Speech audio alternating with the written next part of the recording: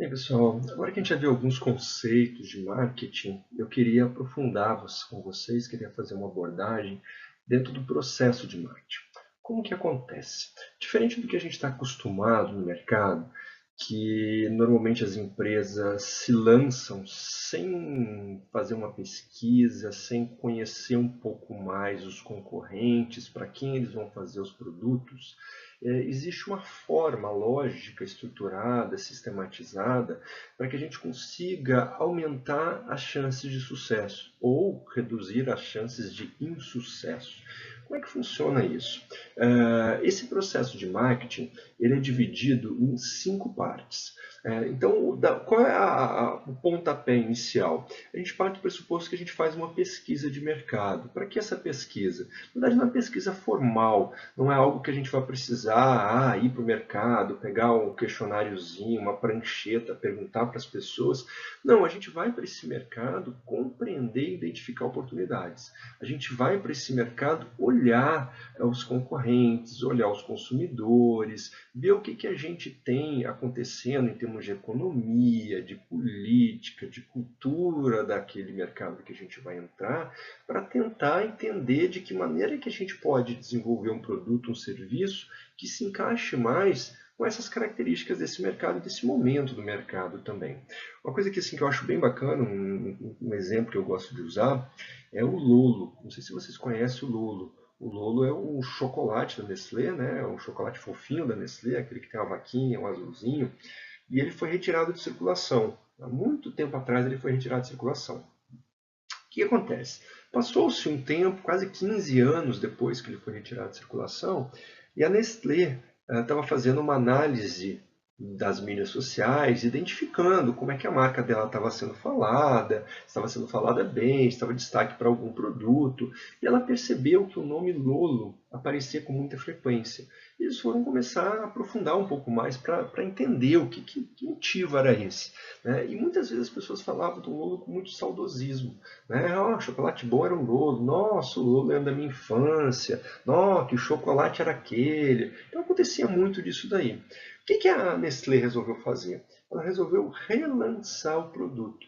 Né? Só que ela veio com o seguinte: vou fazer um evento, né? Uma edição comemorativa, né? De 15 anos do Lolo fora do mercado. Então, pensa só, né? Eu tiro um produto fora do mercado, normalmente esse produto é tirado do mercado porque as pessoas não querem mais, e eu vou fazer uma edição comemorativa do produto estar fora do mercado.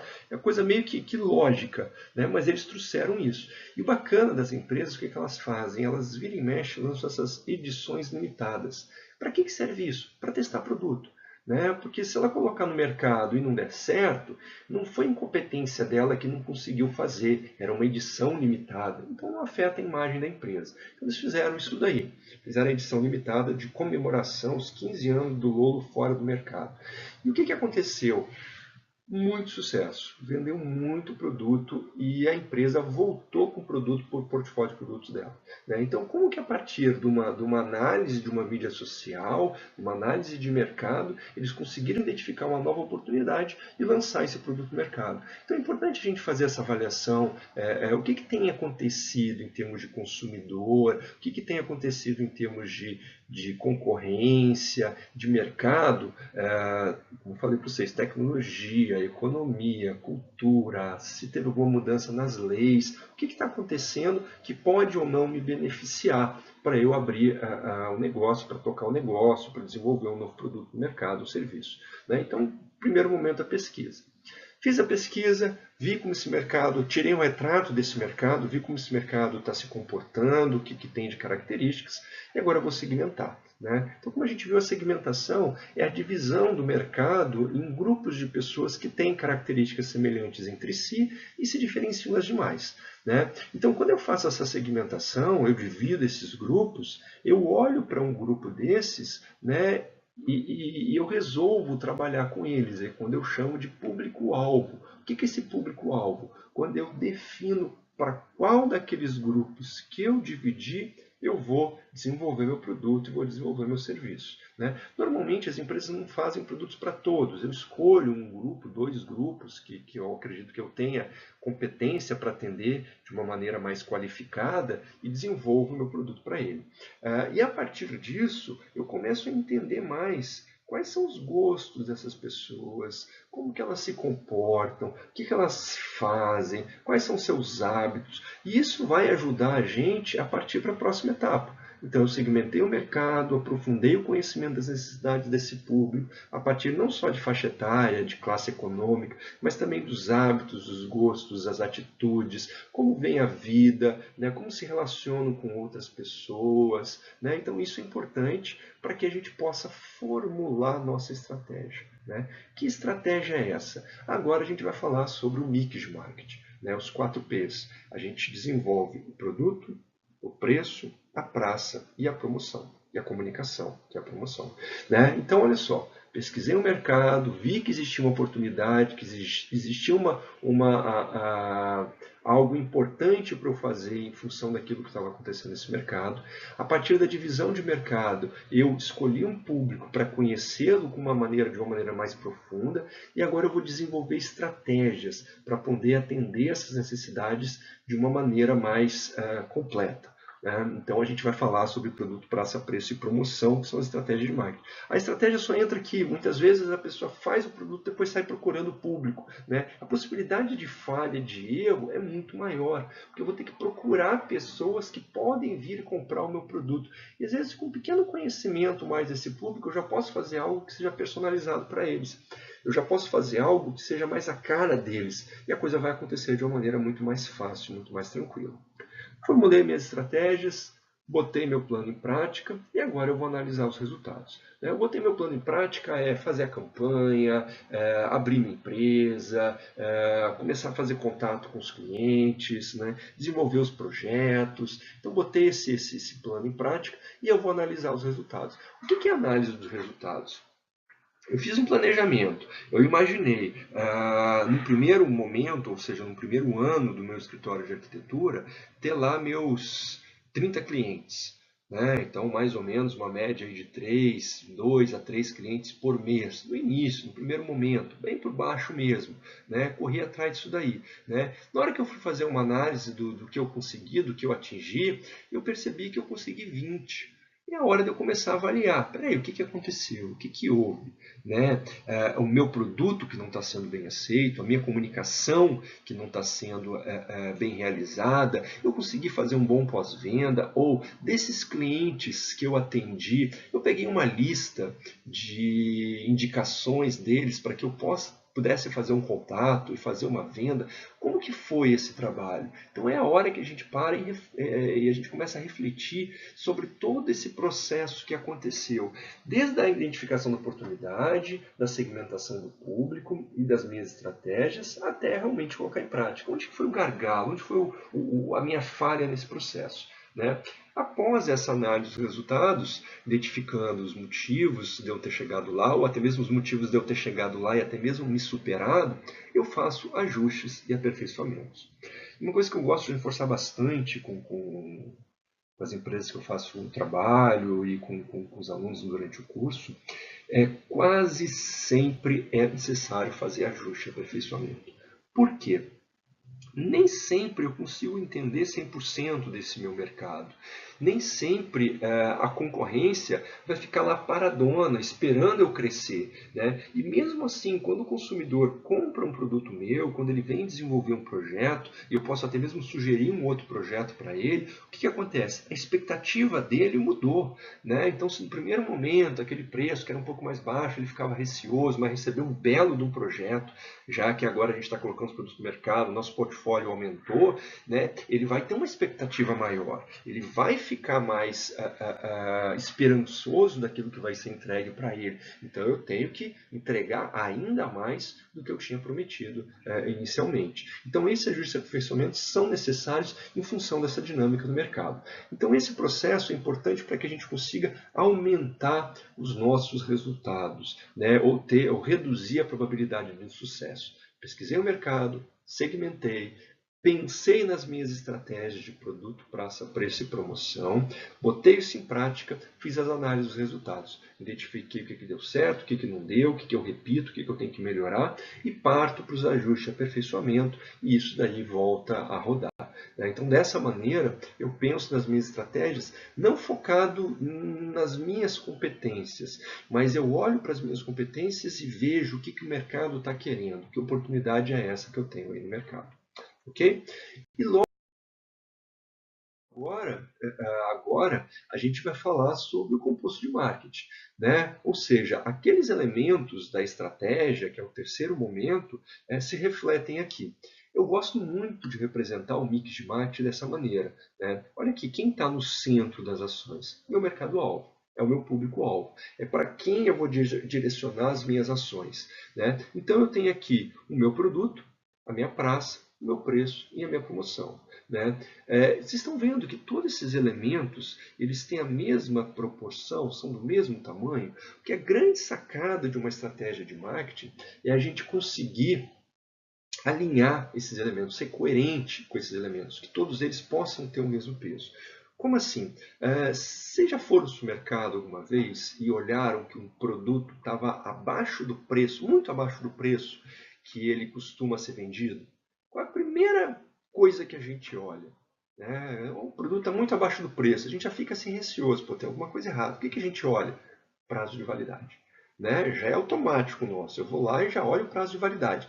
Por quê? Porque existe uma incoerência. Né? Um produto daqueles com esse preço, pô, tem alguma coisa errada. Né? Então eu fico receoso. E o mesmo acontece com esse mix de marketing como um todo. Né? Então se eu tenho um produto que está sendo vendido no local, que é a praça, onde não é de acesso ao meu público, eu vou estranhar. Ou se eu estou vendendo um produto muito bom por um preço muito baixo, eu vou achar que tem algum problema naquilo, que deve estar errado. Ou eu faço uma comunicação, por exemplo, uma apresentação, um portfólio, um site. Pô, eu estou vendendo design, eu estou vendendo criatividade, eu estou vendendo beleza. E eu tenho um site completamente pobre, eu tenho um site completamente desalinhado, faltando design, 1000 fontes diferentes, né? Uma mídia social que eu não comunico nada lá. As pessoas vão achar o que da minha empresa? Isso vai acabar refletindo no meu produto, na minha marca como um todo. Então eu preciso ter esse alinhamento. E isso é com base no meu mercado-alvo. É o que as pessoas acham, não é o que eu acho. Ah, mas desse jeito vai ficar mais bonito. Mas se eu pergunto para as pessoas não acham, eu tenho que seguir para essa linha. Eu tenho que, claro, não dá para simplesmente deixar 100%. Eu vou começar a falar errado, porque todo mundo fala errado. Né? Mas eu tenho que desenvolver formas de chegar nesse público da maneira como ele percebe, não da maneira que eu acho que é melhor. Então isso já é uma grande mudança em mindset, em raciocínio, em configuração mental. Né? Não sou eu, é o que o mercado está querendo. E quando a gente vai para aquele processo que a gente acabou de ver, fica mais lógico isso daí. Falando de produto, então quais são os elementos do produto? O que a gente pensa? Ah, vou pensar no meu produto. O que é o meu produto? Então, quando a gente fala de produto, a gente está falando de variedade. O que seria uma variedade?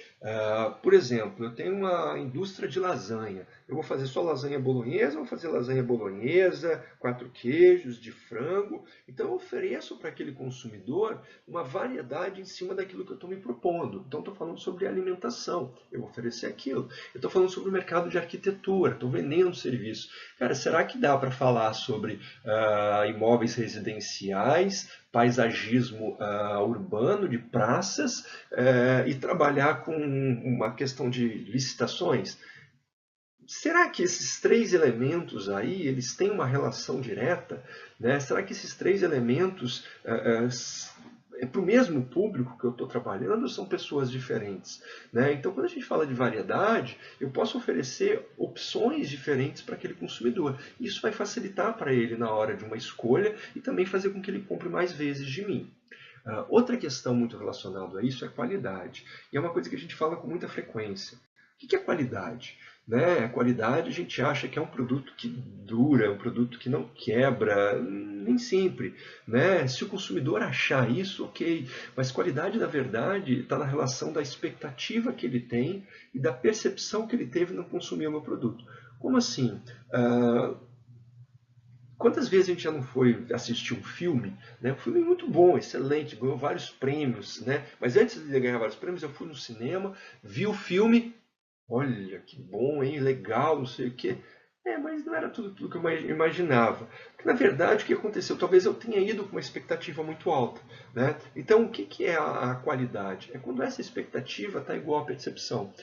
Quando eu tenho uma expectativa superior, o consumidor consome e vê que não é bem aquilo, ele sai um pouco frustrado, né? E muitas vezes o preço auxilia nessa percepção de qualidade. Então, se eu tenho um preço muito alto, o consumidor vai acreditar que aquilo que eu estou oferecendo para ele é melhor que os outros. Né? E eu tenho que entregar algo melhor, já que ele está pagando mais. Eu não estou falando só do projeto, né? Como a gente já viu lá no nosso fórum, discutiu bastante. Cara, é um atendimento, é um pós-venda, é dar atenção para esse cliente, é para dar opções para ele. Eu tenho aqui uma variedade de produtos, de marcas que podem te ajudar nesse processo, é acompanhar o cliente junto, né, ir na escolha do produto. Cada um vai formatar o seu produto de uma maneira. Né? Não, eu vou fazer um trabalho, igual eu estava conversando com uma colega de vocês, que é a questão online. Né? Já tem várias pessoas oferecendo serviços de arquitetura online, né? Preço muito mais barato. Eu, como consumidor, na hora que eu entro lá, eu sei que eu não vou ter a mesma entrega, a mesma qualidade de um produto que eu tenho um profissional personalizado do meu lado. Né? Mas se eu estou procurando preço, talvez seja uma opção. Né? E se eu tenho um profissional personalizado do meu lado pagando mais, cara, esse profissional vai ter que me dar muito mais do que aquele site está me entregando. Né? Então, essa é a questão da qualidade, é atender essa expectativa desse consumidor. Outra questão relacionada é o design. Né? Então, por exemplo, o carro o HB20, né? Ele explodiu em função do design dele, vendeu que nem água. Né? Então, qual é o design do meu produto? Eu estou trabalhando em cima disso? Não, o meu propósito não é esse. Né? Que características que o meu serviço tem? O nome da marca. Né? E a grande questão, a marca a gente não constrói da noite para o dia. Né? A marca é um tempo de mercado que a gente vai ter, é um portfólio que a gente constrói. Né? Então são pessoas me indicando, são pessoas falando bem do meu trabalho sendo exposto em vários locais, eu participando de concursos, ganhando esses concursos. Né? Então isso vai ajudar a fazer referência para essa minha marca e eu vou fazer uso da comunicação, da promoção, para fazer com que isso se torne visível. Né? Porque, ganhei um concurso legal, fiquei quietinho, não, tem que botar a boca no trombone, tem que falar mesmo. Né? Então, como que a minha marca vai auxiliar isso daí?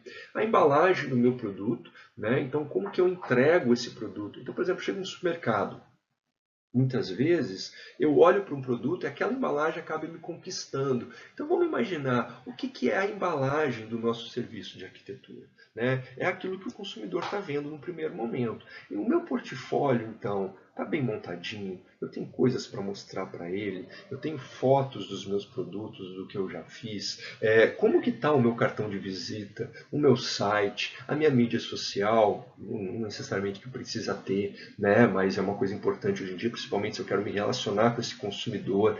Então, isso é a forma como eu estou me vendendo para esse público. Né, para a forma que eu estou vendendo para o meu público. De novo, se eu tenho um preço mais alto, eu tenho que ter uma embalagem mais bonita, eu tenho que ter um design mais apurado. Se eu tenho um preço mais baixo, eu vou trabalhar mais de uma forma mais popular, né, então eu tenho que fazer algo que informe para esse público o que significa o meu produto, mas necessariamente eles não vão, né, precisar de algo que seja mais elaborado. Outra questão, tamanho. Essa questão do tamanho é uma coisa bem interessante. Por exemplo, a Coca-Cola, ela formata os produtos, segmenta os produtos dela com base no tamanho. Por exemplo, aquela Coca-Cola de 3,5 litros, 3 litros, é para tomar quando? Família, final de semana. Aquela pequenininha, né, menorzinha que tem, eu tomo quando? Lá na faculdade, 600 ml, divido com um amigo, né, na hora do almoço. Então, como que o tamanho afeta isso? Os serviços agregados. Né? Então, eu estou vendendo um pacote, né, um projeto. né? Mas será que eu não posso agregar outras coisas para que as pessoas percebam mais valor? Né? O que a gente estava comentando.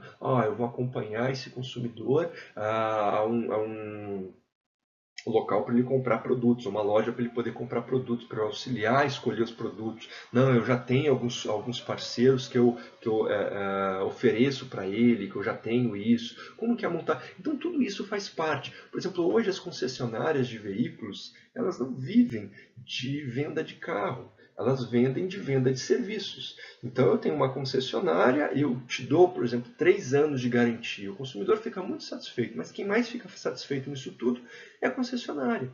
Por quê? São 3 anos que a gente vai ter que ir nesse local para fazer a manutenção.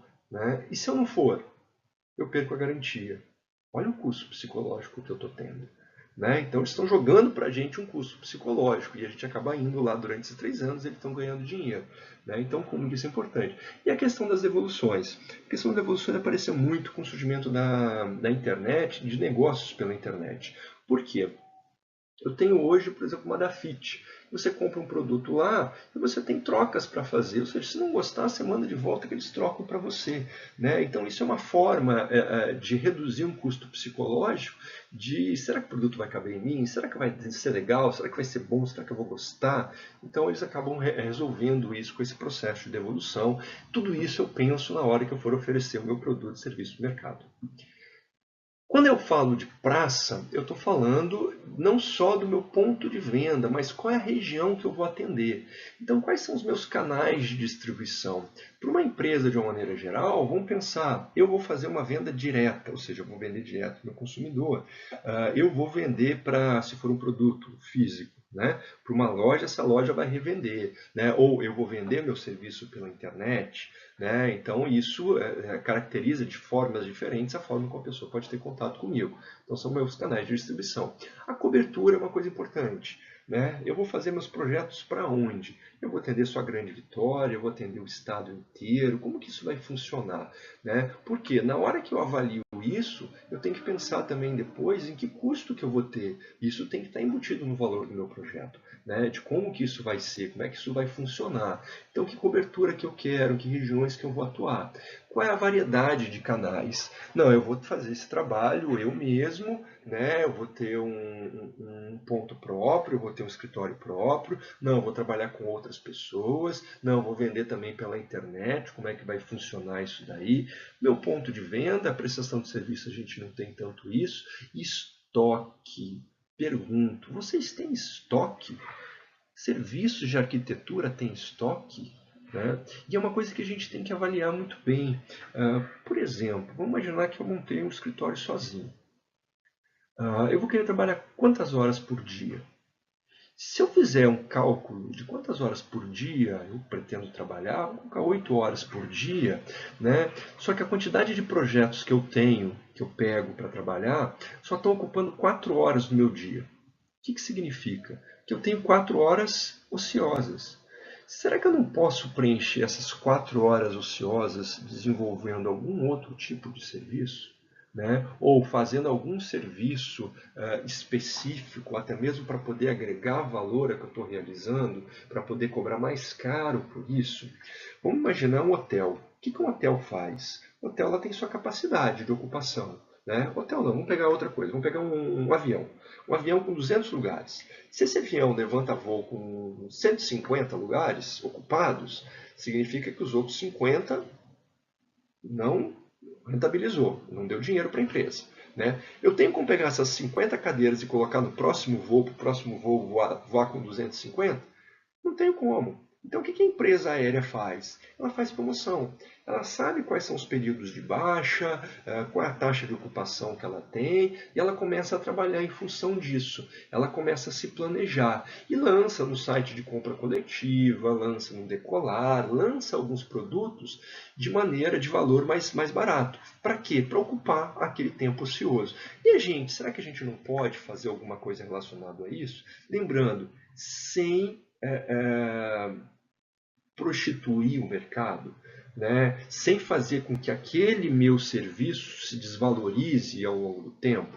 Por quê? Eu não posso simplesmente chegar para um consumidor, para um cliente e falar, olha, não, beleza, eu vou fazer para você pela metade do preço. Pelo simples fato de fazer pela metade do preço? Não, eu tenho que identificar uma maneira de que aquilo, com um longo prazo, não acabe sendo um tiro no próprio pé, né? Então, por exemplo, vamos trabalhar aqui uma coisa bem básica mesmo, a manicure. A manicure sabe que a quarta-feira dela normalmente não dá gente. O que ela faz? Faz promoção. A academia sabe que no horário do meio-dia é mais vazio. O que ela faz? Um valor mais barato. Mas tem que ir naquele horário, naquele momento. Né? Então, quando a gente tem algum serviço para realizar, é importante a gente fazer essa avaliação para que eu possa fazer uso desse meu tempo ocioso e possa fazer com que ele seja remunerado.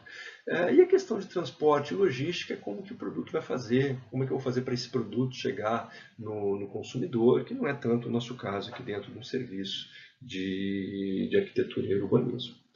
Falando sobre preço. Quando a gente fala sobre preço, a gente não está falando só sobre o preço normal. A gente não está falando só sobre quanto eu vou cobrar. Mas esse valor, quanto eu vou cobrar, 5, 6, 8, 10, 20 mil reais, quer que seja, ou o valor por metro quadrado, né? Isso tem a ver com a percepção de qualidade. Quanto mais caro for o meu produto, o meu serviço, mais as pessoas vão esperar que eu entregue. E eu tenho que entregar algo de acordo com aquilo realmente que os outros estão entregando. E se eu cobrar um preço mais alto, eu tenho que cobrar mais alto do que os outros, eu tenho que entregar mais do que os outros estão cobrando, né, estão fazendo. Então essa relação eu preciso ter. Só que além disso, tem prazo de pagamento. Porque nem sempre, vamos colocar, fiz um projeto, esse projeto custou lá R$ 4.800 para aquele cliente. Né? Cara, será que ele tem os R$ 4.800 para entregar? Às vezes, ele não tem esses R$ 4.800 e eu tenho que dividir para ele em 4 vezes. Né? Pô, mas espera aí, eu vou dividir em 4 vezes, eu vou terminar o projeto, ele vai ficar pagando ainda. Quem sabe esse cliente, ele não tem uma velocidade, ele não precisa ser um projeto tão rápido. Ele está mais preocupado com o preço. O que eu faço? Eu recebo uma entrada e vou demorar em 3 meses para fazer. Acordo isso com ele. Né? Então ele vai pagar a entrada, à medida que eu vou fazendo, vai ter a segunda, vai ter a terceira, e a quarta parcela é quando eu estiver entregando o projeto final. Ou seja, para ele, ficou em R$ 1.200 por mês. Tranquilo, foi bom pra caramba, né? E eu ocupei parte do meu tempo. Eu não precisei também fazer de uma vez, entregar para ele e correr o risco de não receber depois. Né? Então, às vezes, quando a gente identifica um nicho de mercado ou um grupo específico de pessoas que, na verdade, gostariam muito de fazer um serviço, mas às vezes aquele serviço é inacessível, eu posso trabalhar com prazo de pagamento para tornar esse produto acessível, esse serviço acessível. Colocar a estratégia de Casas Bahia. Casas Bahia não é mais barata, né? Mas ela tem prestações que cabem no bolso do consumidor e dessa maneira ela consegue vender muito. Então isso ajuda bastante. Outra coisa, eu aceito cartão de crédito, dinheiro, cheque, né? Às vezes tendo essas formas de pagamento, eu consigo garantir isso e até mesmo entregar de uma maneira mais rápida para o consumidor. Ah, eu quero para o final do mês. Tudo bem, eu divido em 4 vezes para você, mas eu passo no cartão de crédito. Ok, resolveu o problema também. Ou seja, aquele valor para ele de R$ 1.200 por mês não vai afetar tanto no bolso dele. E a gente consegue fazer com que aquele produto se torne acessível. Né? Liderança em custos, diferenciações, são 2 formas que eu tenho de trabalhar esse produto no mercado. Que quando a gente estiver falando sobre estratégia de preço, a gente vai abordar isso daí. E por último é o promoção. Normalmente, quando a gente fala de marketing, a gente fala de propaganda. É a associação direta que a gente tem. Mas olha só, propaganda é só uma das ferramentas de comunicação de promoção. Né? Quando a gente fala promoção, está falando promoção do promover, né? De comunicar um produto, um serviço para o mercado. Então eu tenho aqui a propaganda, né? Que é aquela que a gente costuma ver com mais frequência. A promoção de vendas é o dar desconto, é um vale-brinde, você compra uma coisa, leva a outra. Né? Então assim, eu incentivo o consumidor a adquirir meu produto em função do benefício que ele está ganhando. Né? Então eu tenho isso. Força de vendas, que é uma ferramenta extremamente eficaz e nem sempre tão usada, né? O que é força de vendas? Eu vou sentar frente a frente com o meu cliente. Eu tenho material para apresentar a minha empresa para ele ou eu estou dependendo só do meu boca a boca para falar? Né? Então, se eu tenho esse portfólio, vamos colocar que seja um book bem apresentável, que eu possa folhear com eles, depoimentos de quem já fez negócio comigo, nome das pessoas, telefone, para que essas pessoas possam fazer, pegar essa referência, buscar nessas pessoas como que foi o meu atendimento, o meu acompanhamento do serviço, o meu pós-venda, né? Se eles gostaram, se não gostaram, como é que foi esse processo.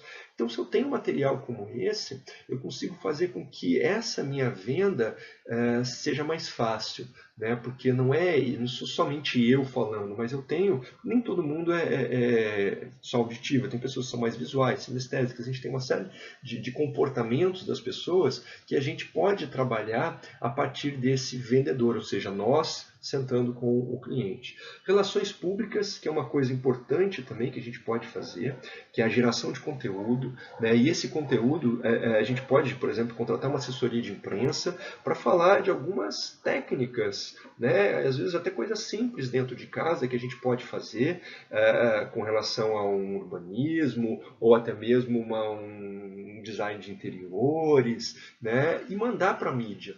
E a mídia, tendo interesse nisso, acaba publicando e o nosso nome começa a ir junto. E olha eu construindo marca, eu falando o nome do meu escritório junto disso. Né? E hoje em dia com a internet, não necessariamente eu preciso ter numa mídia. Eu mesmo posso fazer os meus conteúdos com dicas, com sugestões às pessoas, publicar na internet, porque quando alguém for lá no Google procurar sobre algo a respeito daquilo, como faz uma decoração de uma casa, né? Eu tenho aqui uma área de piscina que não está bacana, como é que eu posso melhorar esse espaço? Né? Então eu tenho algumas dicas na internet, as pessoas vão procurar por isso no Google e vão achar o meu site e vão associar isso ao serviço que eu presto. Né? Então eu coloco algumas dicas de uma forma bem sucinta e as pessoas, para terem mais informação, vão fazer contato com a minha empresa para que eu possa oferecer o meu serviço. Né? Então eu desenvolvo conteúdo e entrego para esses públicos. E marketing direto é a gente começar a construir uma base, né, de cadastro de clientes ou de interessados ou de pessoas que possam vir comprar um serviço de arquitetura para que eu possa criar um relacionamento com eles. Eu possa mandar um e-mail, eu possa, nem tanto mais, mas se eu tenho um cliente, talvez mandar um SMS, né, ou até mesmo uma carta, um cartão de Natal para que ele continue lembrando de mim. E merchandising é uma ferramenta muito utilizada, principalmente quando a gente tem ponto de venda, tem produto, né, que não vai caber tanto a gente. Então, olhar para esse composto de marketing significa a gente ter coerência nesses elementos com foco nesse consumidor. E quando eu vou pensar de produto, eu vou pensar nesses itens, um a um, se possível. Quando eu vou passar a pensar em praça, como é que eu vou fazer com que esse produto chegue no consumidor? Novamente, como que eu detalho isso? Quando eu penso em preço, eu vou pensar no valor que eu vou cobrar, né, que vai transmitir uma percepção de qualidade, mas também eu vou pensar no prazo de pagamento, na forma de pagamento que as pessoas podem comprar o meu serviço e vou falar da comunicação. Né? Não adianta eu ter tudo isso se eu não divulgar o meu produto e serviço para o mercado. E hoje, claro, que vocês postaram muito lá, a internet é uma ferramenta extremamente importante, né? Porque ainda ela tem um custo mais barato, eu consigo ter uma capacidade de segmentação mais precisa, né? E eu estou ali, hoje o Google, né, as ferramentas de busca são uma grande vitrine. Então, se eu tenho um site, uma mídia social, né, eu faço algum trabalho, as pessoas podem me encontrar através desse serviço. Mas se eu tenho uma marca forte, né, além do que estar presente ali, isso vai me auxiliar ainda mais nesse meu processo de venda.